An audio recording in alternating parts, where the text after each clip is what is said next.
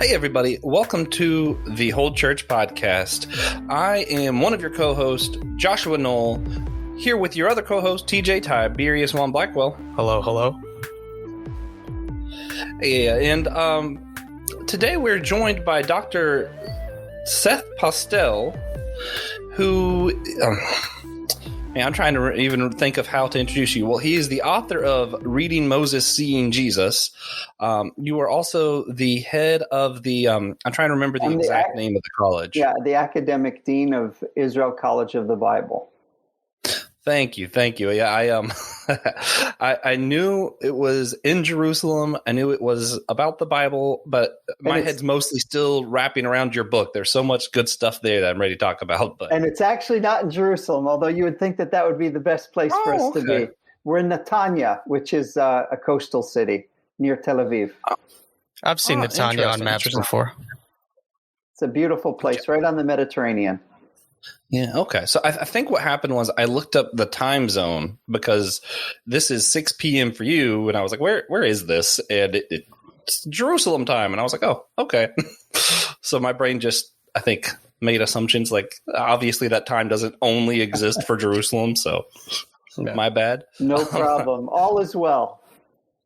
Yeah, so we have him on today. We're going to be talking about Messianic Judaism, how it fits into the picture of the whole church, and how do more Jewish believers see Jesus through the lens of the Torah and the Tanakh. We're really excited to talk about all that. But before we do, I always like to review some audience engagement. And We got a few good ones. I'm actually going to share a review of our new podcast, Systematic Geekology. So you guys might want to check that out. This review is from Mr. Squid. He says, "Good start to an awesome idea. I'm excited for deeper dives into lore and biblical comparisons. I would encourage you not to shy away from complex discussions and make sure to fully represent any opposing views. Looking forward to more." Well, Mr. Squid, I really like your username, first off. And also, I'm sure we absolutely will get into some more complex ideas over there. And thank you for your words of encouragement. He left a 5-star rating. You guys could always do that for this show or that show. Maybe listen to it first if you do that, though. That'd probably be good. And that being said, we're going to jump into today's silly question. We always start with a silly question because silliness is my personal favorite form of unity. It's just hard to argue with people when you're being silly. Today is just a really simple one. What is your least favorite color and why? TJ, would you like to start? I can start. I hate the color orange. I can't stand it. Are you starting because you wanted to steal mine? No, it's just... Why do you hate the color orange? I just don't think orange really looks good in most cases. I don't think anyone wakes up and says, "Oh, wow, I can't wait to wear my favorite orange shirt." You know, today is Orange Shirt Day. Like, it's a national holiday. Horrible. Yeah, we're recording September 30th. There's a whole reason behind it, but I won't get into that. And I don't mean to offend orange is anyone. Also... I just don't like orange. I tried to think of every color I could, and it's the only one where I was like, yeah, that's bad. Yeah. He's currently showing orange on the camera for those listening. It is also my least favorite color, but I have a much more, I'm just going to say dumb reason for why I don't like it. It happens that most of the college football teams I don't like are orange. You know, you got Clemson, you got Florida Gators, you got Miami, you got Tennessee, Virginia Tech. I offended a ton of people by listing those. Y'all get over it. I just don't like orange teams, it turns out. I don't know why. Just happens to be a thing. Dr. Postell, do you have a least favorite color? Well, I was going to say my favorite color is orange just to be contentious, but I decided not to go that route. Although I do like Holland's national football team, their soccer team. But that aside, I think my least favorite color is red. And I think the reason is not red per se, but that I grew up a redhead. Now I'm bald, but I'm a redhead. And you put a red head with a red shirt, and I always felt like I looked like a tomato. So I decided that I don't like red. That's fair. And here, at your favorite Church Unity podcast, we can have Christian unity with people who like orange. We might just have to go to different And churches, red. but that's fine. Yeah, and red. Oh man, that's funny. So now that that's out of the way, we can start the real podcast. One thing we have found that is really useful for establishing church unity is hearing one another's story. Would you mind telling us how you came to Jesus and came to meet Jesus? Yeah, thanks for asking. So I grew up in a Jewish family in the United States, in New Jersey, and grew up in a family where Jesus was actually a bad word. In fact, what my dad was actually, he had probably the broadest vocabulary, the broadest range of curse words in the neighborhood. Nobody could curse as good as my dad. And when he was really angry, the worst word he could possibly say was Jesus Christ. And, we lost family in the Holocaust on my mom's side. We lost, I think, over 20 family members in Poland and Warsaw. They were from Warsaw. And I guess the assumption was always that it was a Christian country, so Christians did it. So it was, at the same time, my closest friend was Catholic, and I never felt, in fact, they loved us and they loved the Jewish people. But Jesus was just sort of something that was just not for us. And in fact, I grew up in an area where on my street, I think there was only 2 Gentile families. Everybody else was Jewish. The president of the synagogue lived right next to us. And my mother, she was actually going to a program called Overeaters Anonymous. It's kind of a 12-step program. And she actually met a Jewish lady who believed in Jesus. Now, in the 12-step, you have to define your higher power. And my mom,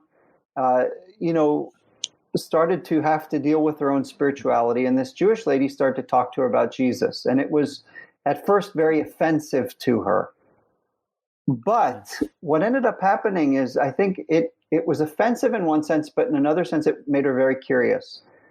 And she actually started to read the Bible. Now, we grew up very secular. I mean, I grew up Reformed. I went to Jewish school once a week. We were a very secular home. I knew the prayers. I learned to read Hebrew, although I didn't know what I was reading. I could do the letters and the pointing, but I didn't know what I was reading. So we were very proud to be Jewish, but I didn't quite understand even what that even meant. Okay. Uh-huh. But in the late 70s, my mother actually became a follower of Jesus. She had been wrestling over a period of a couple of years and came to the conclusion, based on her reading of the Old Testament, the Tanakh, and the New Testament, she couldn't ignore the fact that Jesus is the Messiah. Somebody actually, had the gall to put Jesus on our side of the Bible.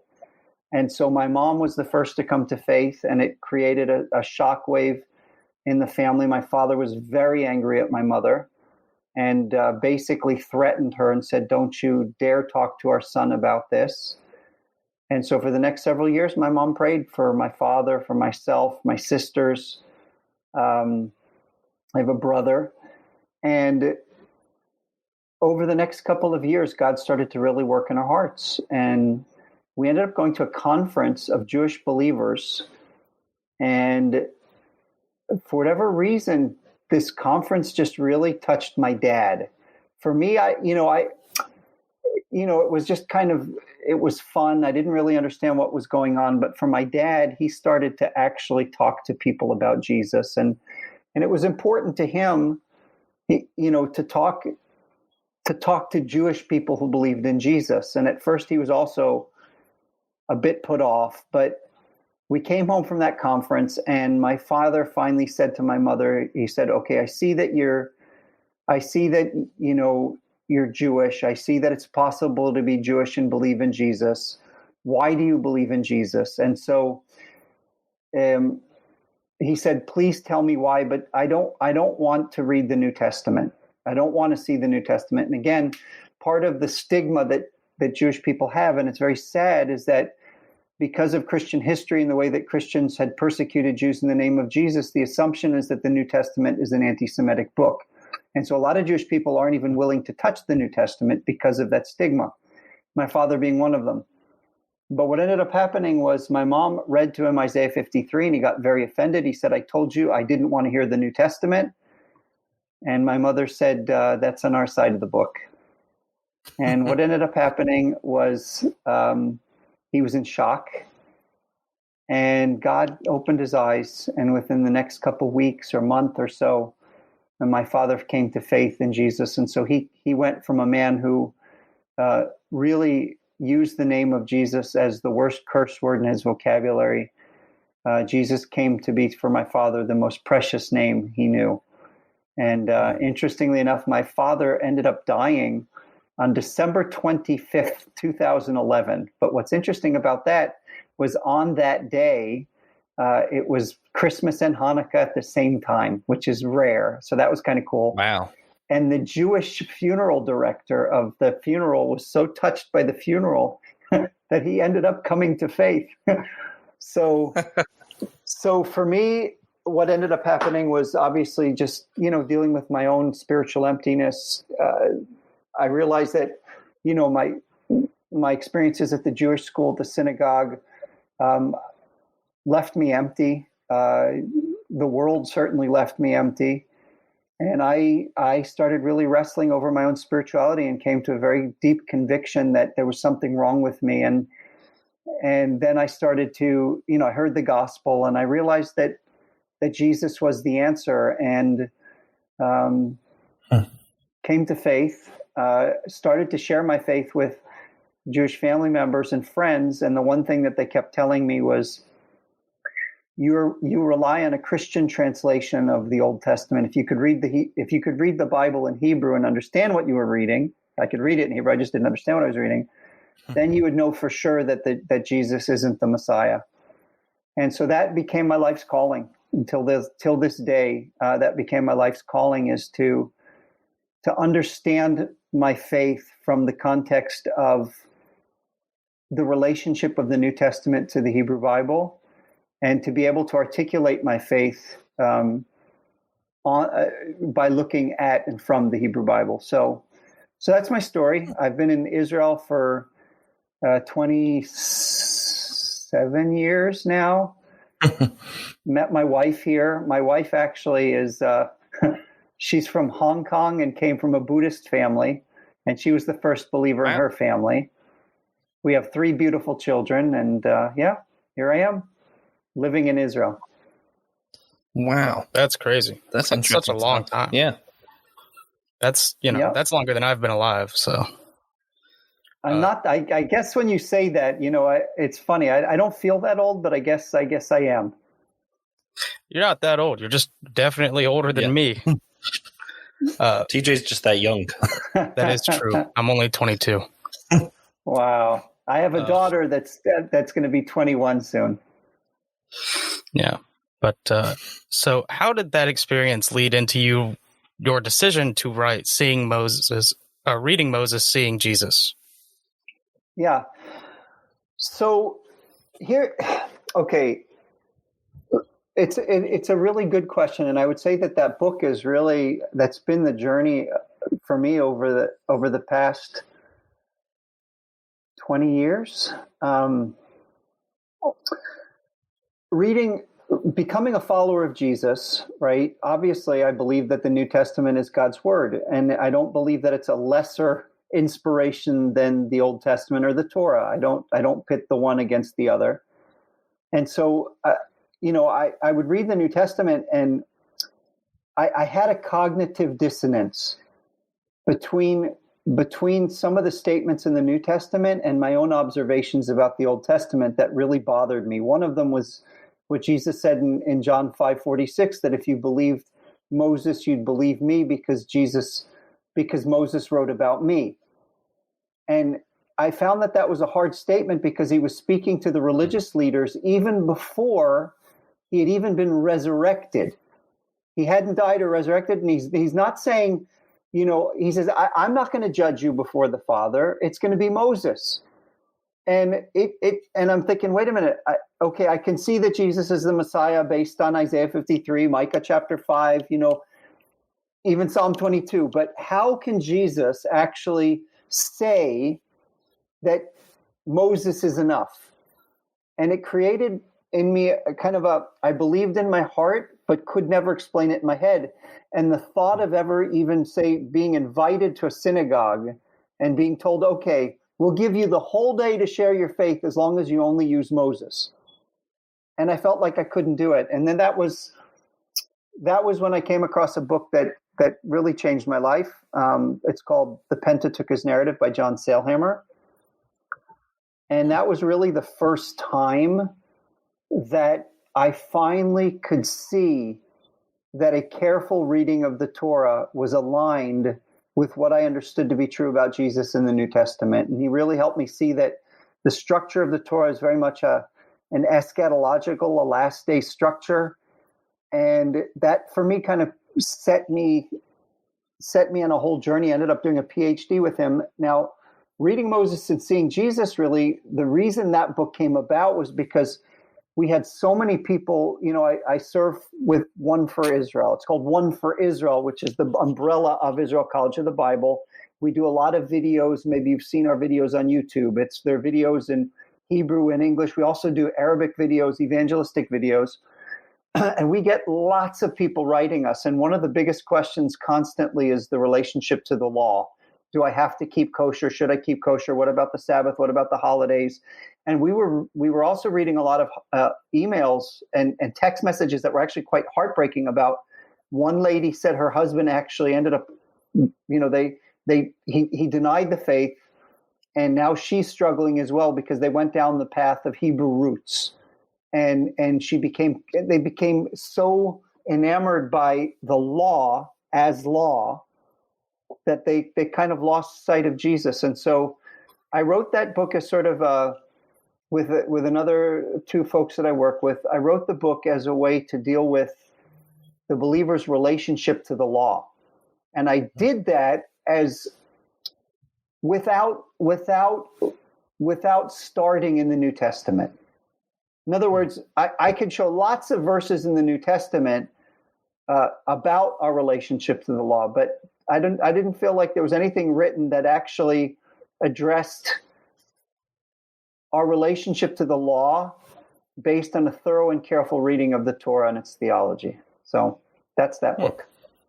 The ministry that I serve with now is primarily one that's online, and so, which is really interesting because we've had, we have unlimited access to every Jewish home in Israel, something that, we would never have before the internet. And so we've seen an amazing move of God here in Israel, both, believe it or not, both among Jewish people and also among Arabs. And so we also do videos in Arabic that specifically deal with the gospel for Muslims. We actually have an Arabic speaking media team as well.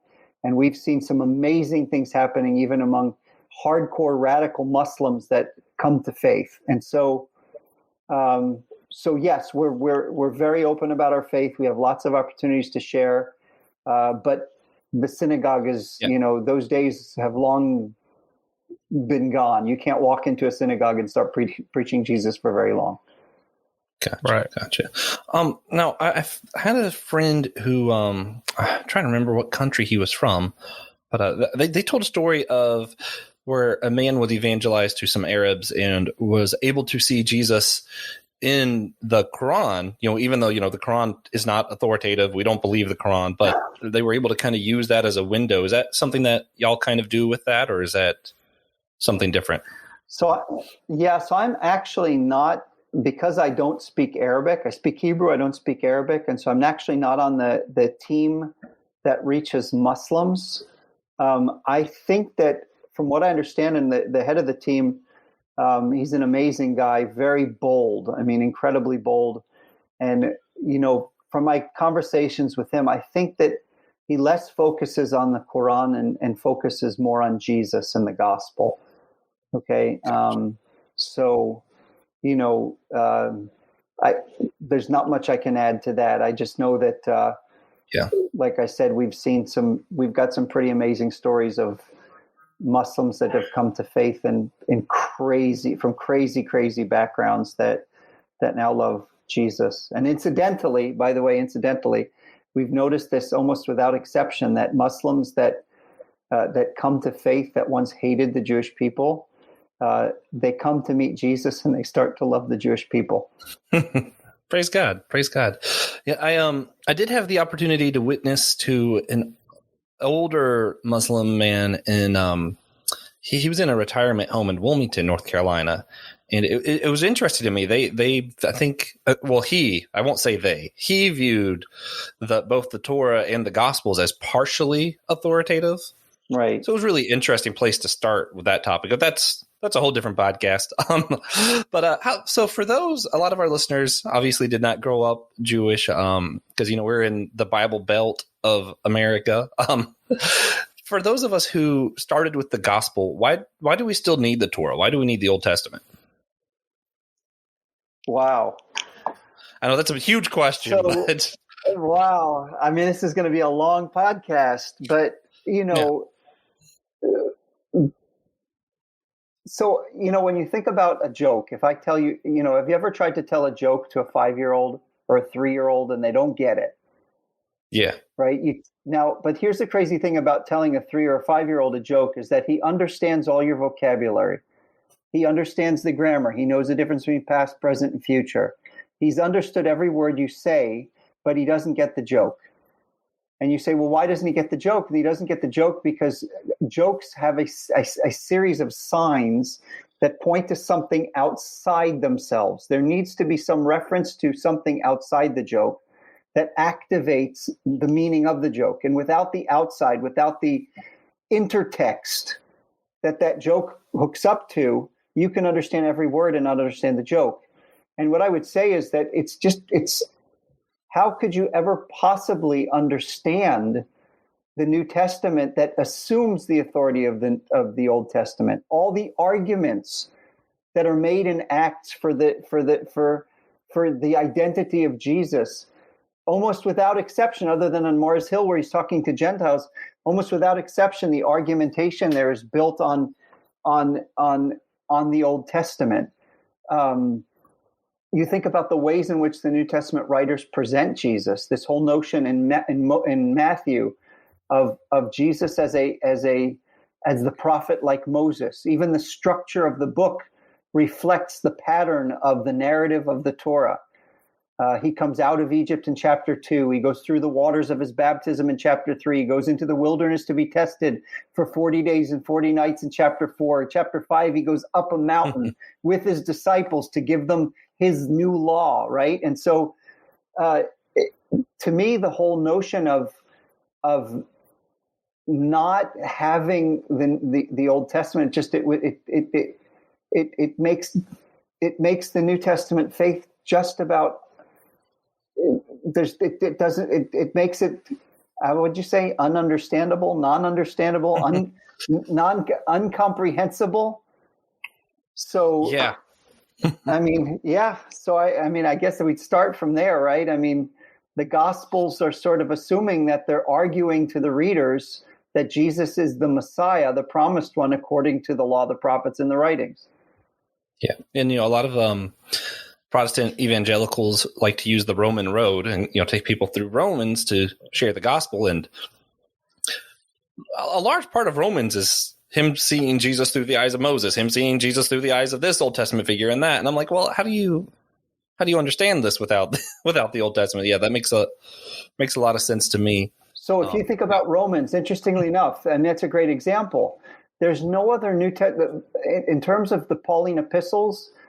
Romans has the most quotes of the Old Testament of any of his epistles. And interestingly enough, at the opening of the book, he talks about that this gospel was announced through the prophets who spoke about his son. And then the book ends in chapter 16, I believe, verse 25, with this mystery that was revealed, this gospel according to the prophets, according to the scriptures. And so Paul's whole argumentation is a sustained argument from the Old Testament that his gospel is the true gospel and that God had always intended Jews and Gentiles to be together in unity. I mean, that's his whole purpose of his letter, and he builds the whole argumentation on the Old Testament. Yeah, we're huge fans of unity here, so you guys should definitely read Romans and see what he's talking about. Maybe after getting a better understanding of the Torah and reading Moses, seeing Jesus. I think TJ probably relates the most to what you're talking about. His best friend is me, and I have super ADHD, so most of his joke setups I get distracted during, and then he gives a great punchline, and he's like, "Why didn't you get it?" And yeah, there you have it. Yeah, our listeners have probably heard that happen a few times. Yeah, well, it's like a year and a half, maybe 2 years ago, I just would tell the joke and then explain why it's funny anyway, even if he listened the whole time.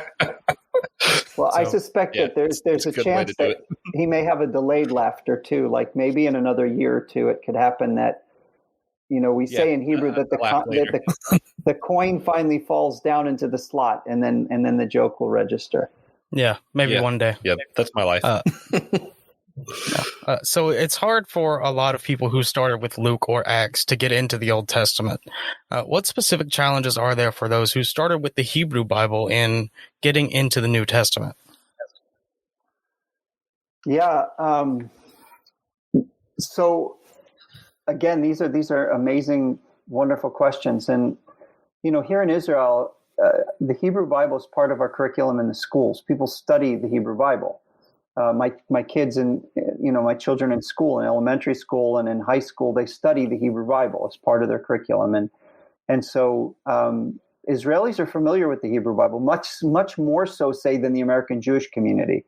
Israelis know the Bible. I mean, they're not Bible scholars, but they know the Bible, and obviously they travel around Israel. They know the sites, they know the stories. Okay, but really, the Jewish understanding of the Hebrew Bible was primarily shaped about 1,000 years ago by a famous rabbi by the name of Rashi. And Rashi actually lived during the time of the First Crusades. Okay, he lived at a time when Jews were being terribly persecuted. In 1096, there was a mass murder of Jews in Germany. It wasn't called Germany back then, but the area of Germany. And at the time, the Crusaders actually conquered the Holy Land, which for the Jewish people was a big deal because the whole argument between the synagogue and the church was, who's the true Israel? And so now suddenly the Christians are ruling the Holy Land. And so it created a real crisis of faith for Jewish people who were also suffering terribly in Christian lands. And many times the Jewish people were also being forcibly led to listen to sermons to try to prove to them that Jesus is the Messiah. And it sounds terrible, but that's how it was done. It was many times done by the sword. So Rashi needed to come up with a defense of the Jewish people. He needed to explain why the Jewish people, even though they were faithful to the law in his estimation, were still suffering in exile. Why is it that the Christians had conquered the Holy Land? And why is it that these passages that look like Jesus in the Old Testament are not Jesus? And so he came up with a system of interpretation, and he interpreted the whole Hebrew Bible. And certain books took a lot of his focus, 7 in particular, among them, Isaiah, the book of Psalms. And his goal was to refute the Christian interpretation by pointing or highlighting certain textual features in the Hebrew Bible. And he would, in as simple a way as possible, he would claim it is the literal meaning, but it was a meaning that used the details of the text to refute the Christian interpretation. Now, why did I give you this whole story? That is because that is the grid, that is the framework now with which Jewish people read the Hebrew Bible. It's through Rashi. And so the kids in school, they not only study the Hebrew Bible, they study Rashi. And so the Jewish community is very insulated to a certain extent, particularly the religious Jewish community, from actually looking in the Hebrew Bible and seeing the same thing you do. And so you'll look at a passage and you'll say, that's Jesus. And they'll look at the passage, you'll say, no, it's not, that's Israel. Isaiah 53, classic passage. We can't help but see Jesus. They can't help but see Israel. Israel's a suffering servant. And And so I would say that, this system of interpretation that hinders Jewish people from actually making the connection and actually seeing that these passages are messianic.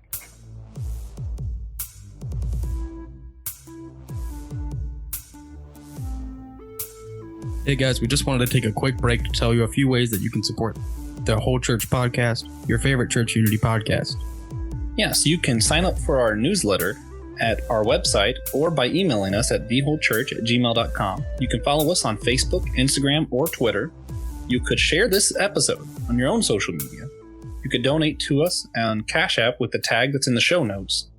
You could follow us on Patreon at patreon.com/thewholechurchpodcast. You can subscribe to this show wherever great podcasts are found, or you could rate us on Apple Podcasts or Podchasers. Especially that last one. It's a really great way for us to get recognition not only from the community, but from people looking to find new good podcasts. Yeah. So let's get back to the show then. Yeah.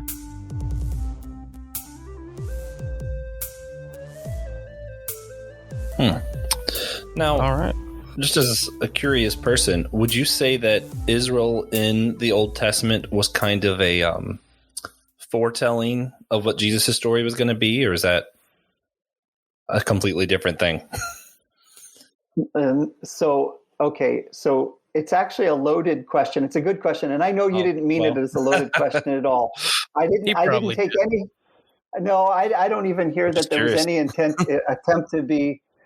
But it is an important question, and I would say that, let me move the ball down to the goal line, because a lot of people would see the parallels, say, between Jesus and Israel in the New Testament, or Jesus and Israel in Matthew, and the conclusion then is that Jesus is the true Israel, right? In other words, Israel is the type, and Jesus is the fullness of that type, and now everybody that believes in Jesus is the true Israel. Now, I don't agree with that theology. I don't agree with that interpretation. That said, I understand where it's coming from. But I would actually argue that, like, for instance, the parallels between Jesus and Israel in Matthew, I would say more specifically the parallels between Jesus and Moses. But the point is that I would argue that Jesus is not the true Israel. He's the truest Israelite. In other words, I think you see this, like the high priest, in order to represent the people of Israel, he wore Israel on his sleeves, right? On his shoulders and on his chest. He represented Israel perfectly. King David, when he defeated Goliath not as the true Israel, but as the truest Israelite, and Israel entered into that victory. And so I would say that this whole notion of Israel as a type, no. I would see that Israel is part of the redemptive plan of God, and that Jesus came to redeem Israel as the perfect Israelite, but he also came to redeem the nations as well. And so that's at least how I understand that. And I know, and again, I know you didn't. I know there was no intent to catch me in anything, but it's a big big issue in biblical scholarship. Yeah, it escaped me, the whole true Israel argument, because I guess I just don't think of that like that. But yeah, so what you're saying sounds a lot more like how people understand Adam represented all humanity. We don't mean that he was the true human, but yeah, okay. Correct. That makes sense to me. Representatives, exactly. That Jesus is our perfect representative, and that's why. So, for instance, in Matthew chapter 4, the temptation narrative, I think it's a horrible sermon to preach Matthew chapter 4 is how to defeat the devil. I think how to defeat the devil's temptations. I think the point of that passage is not that that's what we do, but that's actually what Jesus did. He is our perfect representative. He did what nobody else could do, not Adam, not Israel, not even Moses. And so he's our perfect representative. Wow. Yeah. Nice. Right. So in a lot of Protestant circles, and I know this is sort of a big question too. So as a yes, no, I guess could work. But a lot of the debates where we are at have to do with stuff like predestination, female ordination, just those kind of things.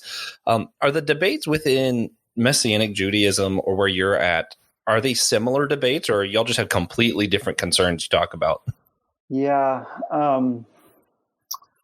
So, wow, it's again, your questions are really good. I guess it depends where. So in terms of I live in Israel, so when I speak about the Messianic community, I'm speaking about Israel. I lived in America for many years. I'm familiar with the Messianic community in the United States. I think they're dealing with different issues than we're dealing with here. But I would say that, believe it or not, some of the issues that, still that Jewish believers still wrestle with, and that your church still wrestles with here, the deity of Jesus, right? And in what sense is Jesus divine? The Trinity. How do we understand the Trinity as Jews? How do we understand the Trinity within the context of the Shema? Hear, O Israel, the Lord our God, the Lord is one.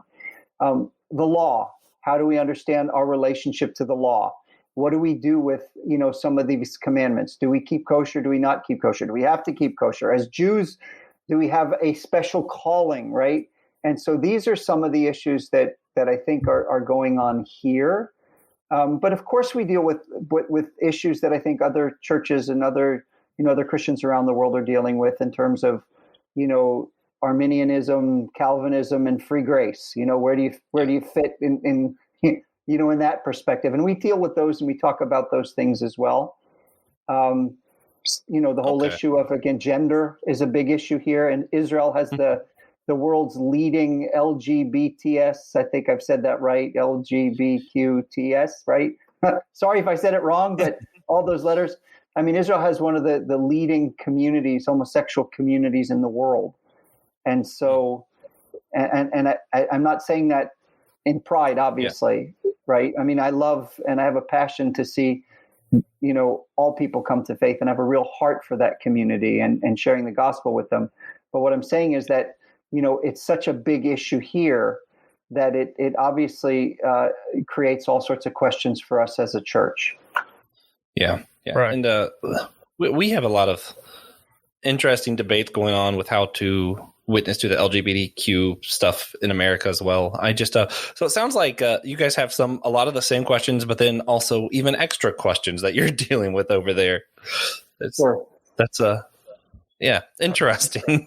Well, we're still in Acts. I mean, the crazy thing is that, the church in Israel has grown exponentially. At the establishment of the state of Israel, I think that I want to say there were like 2 Messianic Jewish families in all of Israel. And now we have that I know that we're able to count roughly. We're at about 35,000, but that doesn't account for all the people that are under 18 that have come to faith online, who are not legally allowed to go to churches. And so the church is growing in leaps and bounds here. God's doing an amazing work here in Israel. Most people don't even realize that things are really happening here in amazing ways. Praise God. Right. Praise God. So a lot of Protestant churches in America that we have dealt with remain concerned with praying for Israel and sending funds to Israel. What are some of the best ways that we could help those living in Israel? Yeah, so the ministry that I work for is called One for Israel, okay? And I'm not asking for your money. That's not where I'm going with this. But what I want to say is that our motto is that Jesus is the best way to bless Israel.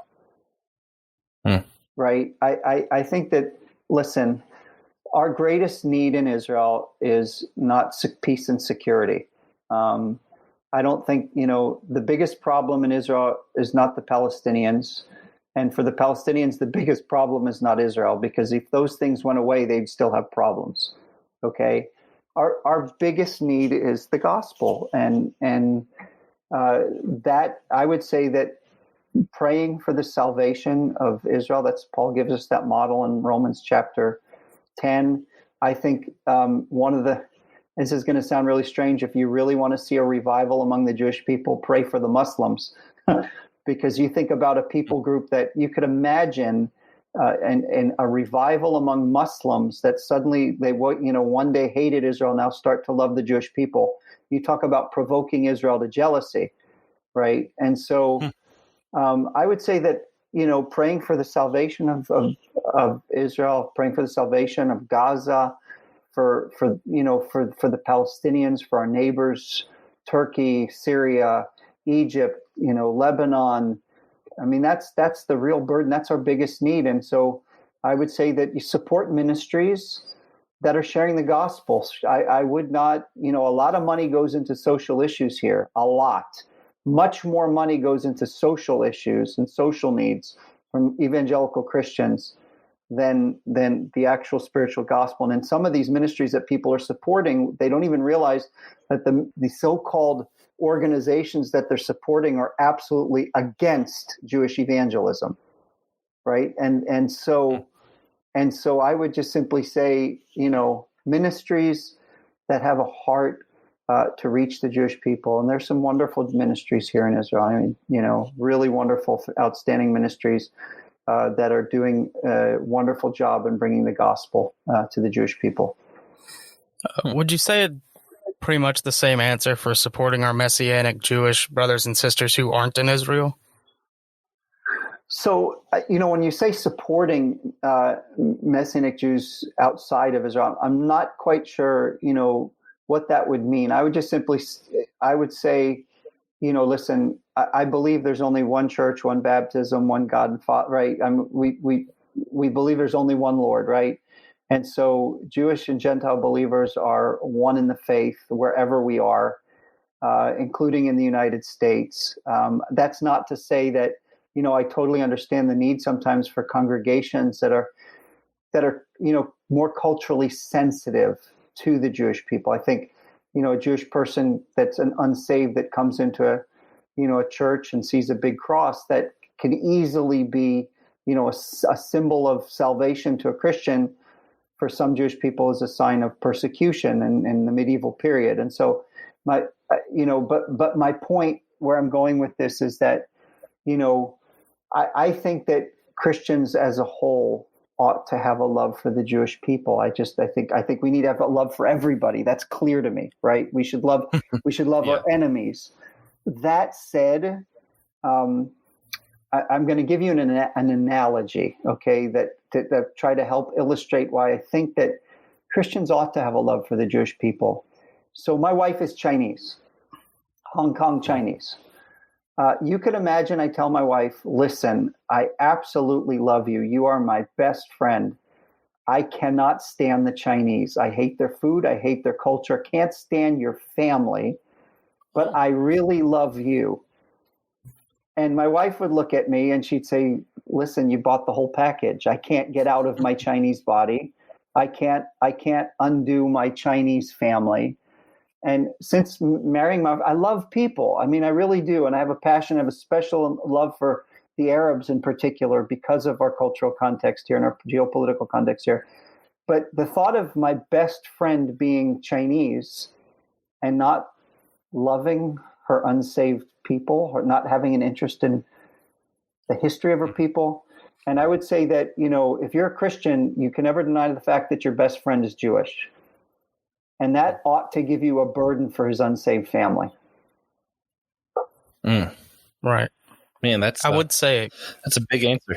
As far as learning your heritage's history goes, if there was one culture I would give the pass to ignore most of it to, it would be Chinese people, because that's a whole lot of recorded history. That's that's so much recorded history.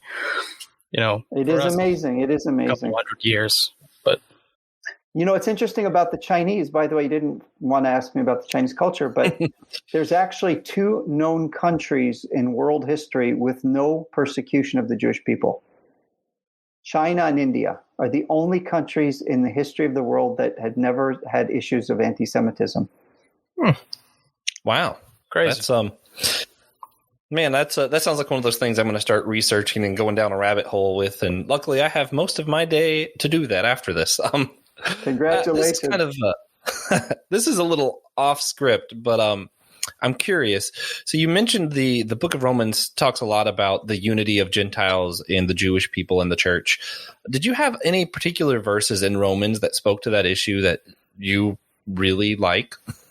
As far as the unity of Jews and Gentiles, well, listen, I think the whole book is heading in that direction, as I understand it. I think that Genesis 1:16 is quite programmatic about the power of the gospel to the Jew first and also to the Greek. And, I won't get into how I understand that phrase, but what I would simply say is that this, I think Paul is heading towards the issue of unity. And so in chapter 14 and 15, he really, really hits it hard. The notion of trying to unite a very divided congregation. In chapter 11, Paul addresses Gentile arrogance over unsaved Israel. And then in chapter 14 and in chapter 15 of Romans, he deals with the issues of cultural sensitivities, food issues, days, weeks, years. But then he goes to chapter 15, and I really love verses 7 and following. And I'm going to read from the New American Standard. He says, "Therefore, that's my favorite. Therefore, accept one another." And I think, the context here is it has to be Jew and Gentile, because that's what he's been arguing in the context of the book. He's not just simply talking about a general unity. He's talking about a very specific unity here. He says, "Therefore, accept one another, just as Christ also accepted us to the glory of God. For I say that Christ has become a servant to the circumcision on behalf of the truth of God, to confirm the promises given to the Father." So, dear Gentile brother, Jesus didn't become a servant to the circumcision to abolish the promises given to the fathers, but to confirm them. If Jesus became a servant to the circumcision, why wouldn't you have a loving attitude towards them and serve them as well? And then he goes on, "And for the Gentiles," not just for the Jews, "to glorify God for his mercy." And then he goes through this cantata where he actually quotes verses from every section of the Hebrew Bible, the law, the prophets, and the writings. And in each one of these quotations, you have Jews and Gentiles together for the glory of God. So he reads, therefore, verse 9, "Therefore I will give praise to you among the Gentiles, and I will sing to your name." That's from 2 Samuel 22:50 or Psalm 18, right? Then Romans 15:10. And again he says, "Rejoice, O Gentiles, with his people." That's Deuteronomy 32:43. And again, "Praise the Lord, all ye Gentiles, and let all the peoples praise him." Psalm 117. And again, Isaiah says, "There shall come the root of Jesse, and he who arises to rule over the Gentiles, and him the Gentiles shall hope." And so I see that what Paul is actually saying here is, listen, to understand the program of God means that a Jew and a Gentile standing together, worshiping the God of Israel together. And so you need to get over your issues that are dividing you, because Jesus has come to unite you.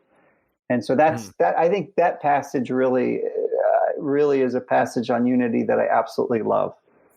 Oh yeah, and that's awesome stuff. Great place to end on.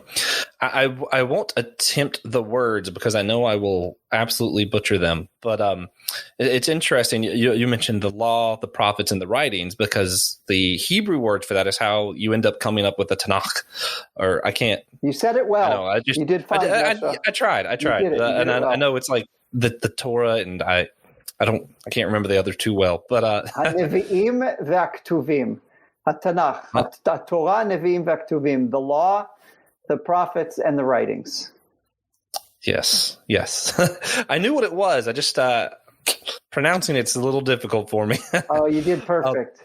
Thank you. So and I know this is kind of running long, but we always like to ask our guests if you could just give a single tangible action, something practical people can go do, will help maintain the unity in the church, like the whole church, Israel included, obviously. If you give our listeners just a single action, what would it be?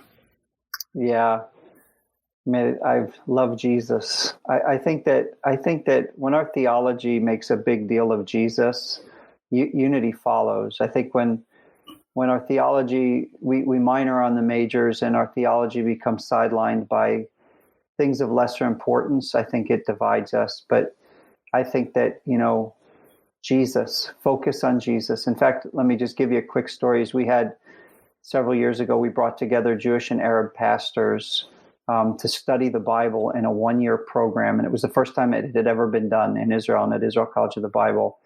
And we were really nervous about what was going to happen. But we decided right away that we were not going to be a reconciliation ministry. In other words, we weren't going to focus on, well, we're divided, let's get together. We decided that we were going to take at the heart, at the foundation. We didn't need to focus on reconciliation because Jesus already reconciled us. We already are one. And so we spent the year focusing on Jesus. And by the end of the year, one of the most amazing things happened. We finished the year with a foot washing service where we washed one another's feet. And we didn't even need the buckets of water. We could have we were wetting one another's feet with our tears. So I would say Jesus, that's the key. Have a theology that's rich and rich in Jesus, loving Jesus, and you'll love people. You'll love people that are different than you. You'll even love people that hate you. Wow. Yeah. And see, I love that he said that, because I don't think I've ever told our listeners why I did this, but I changed that question. It used to say, how can we achieve unity? And now it says, how can we maintain unity? And that's from Ephesians 4. And it's the exact same thought. You know, the Bible doesn't say you can have unity. It says, no, here's how you maintain what you already have. So that's a great point. Awesome point that you made there. Really appreciate that. Yep. And you went ahead and threw in the answer to our next question, which was what would happen if everyone started doing that. So we're going to get right into the outro stuff. I don't think we've ever had anyone include what they think would happen if they did that before. So we're going to get onto our God moment segment. If you're new to the show, at the end of every episode, we just share a moment from recently in our lives where we saw God, whether that be a blessing or a challenge or anything else.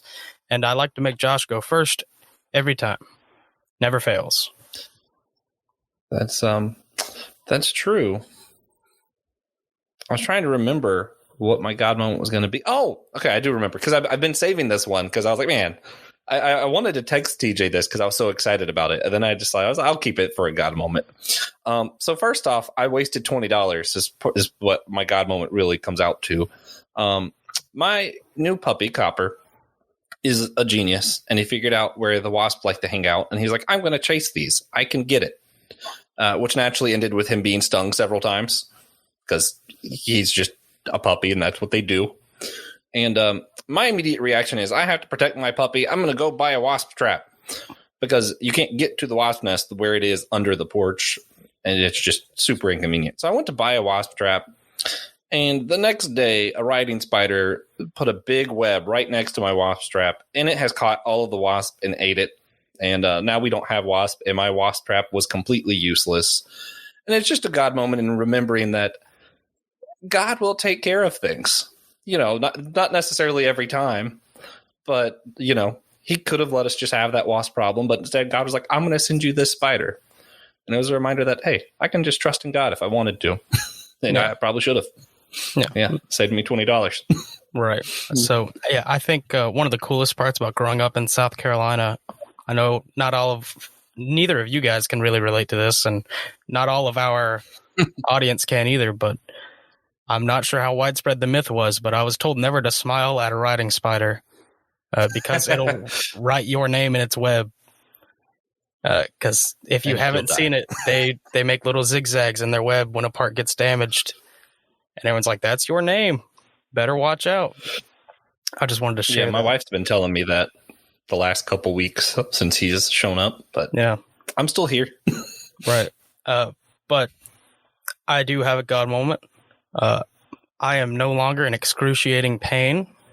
My hand fell into a fryer last week, and now it just hurts a normal amount. And it's, hurting less most days. So thankful that my hand is healing. Because, man, it was bad when it happened. But yeah. Dr. Postell, do you have a God moment for us? I do. Several years ago, one of the guys that came to faith in our ministry comes from a hardcore radical Muslim background. I can't tell you where he's from, but he was tortured. We had to smuggle him out of where he was living. He ended up in another area, another safe place that wasn't so safe, and we've been trying to get him out of that place for the last several years. A couple days ago, about 4 or 5 days ago, or a week ago, no, it was about a week ago, he disappeared. We couldn't find him. And so our contacts there started looking for him and found him in a prison. They'd caught him, and they were going to send him back to his home of origin.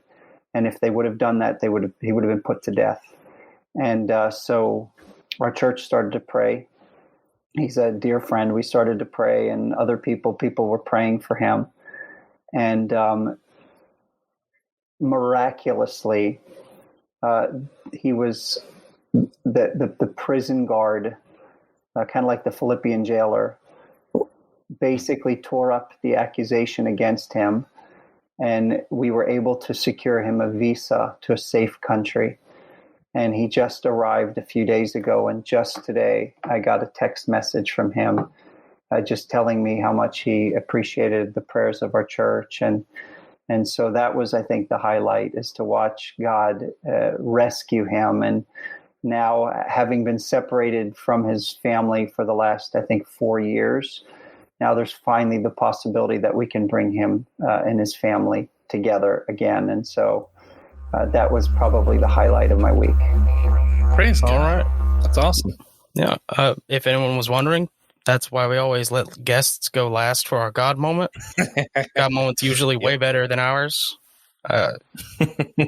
Just usually works out that way.